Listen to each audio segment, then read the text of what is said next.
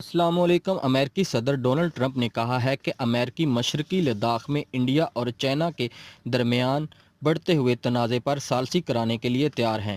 Donald Trump نے کہا ہے کہ ہم نے چین اور ہندوستان دونوں کو آگاہ کیا ہے کہ امریکی لداخ کے معاملے پر دونوں ملکوں کے درمیان ثالثی کرانے کے لیے تیار ہے اور اس قابل بھی ہے کہ ثالثی کروا سکے دونوں ملکوں کے درمیان۔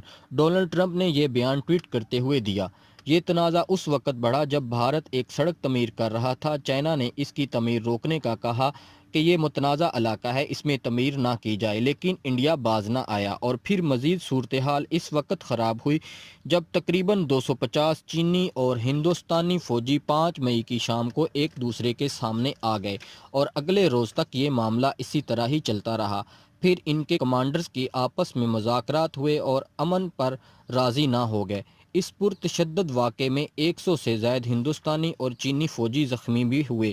آگے بڑھنے سے پہلے ہمارا چینل سبسکرائب کریں اور بیل آئیکن دبائیں تاکہ ہماری ہر نئی آنے والی ویڈیو کا آپ کو نوٹیفیکیشن مل سکے۔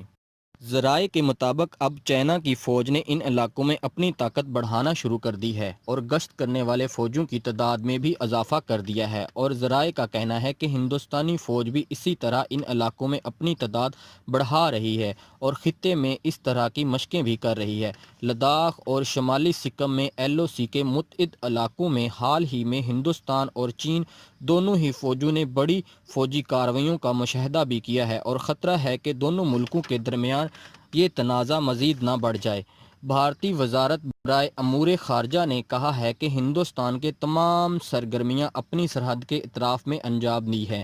بھارتی وزارت برائے امور نے کہا ہے کہ ہندوستان نے ہمیشہ سرحدی انتظامات کے سلسلے میں بہت ذمہ دارانہ انداز اپنایا ہے، اور چینی وزارت خارجہ کے ترجمان نے کہا ہے کہ چین اور بھارت کی سرحد پر صورتحال عام طور پر مستحکم ہے، ابھی تک اور کنٹرول میں بھی ہے۔ یاد رہے کہ ٹرمپ نے اس وقت بھی ثالثی کی پیشکش کی تھی جب پاکستان اور بھارت کے درمیان کشمیر کے ایشو پر جھڑپیں ہوئی تھیں اور پاکستان نے ہندوستان کے 2 جہاز بھی گرائے تھے۔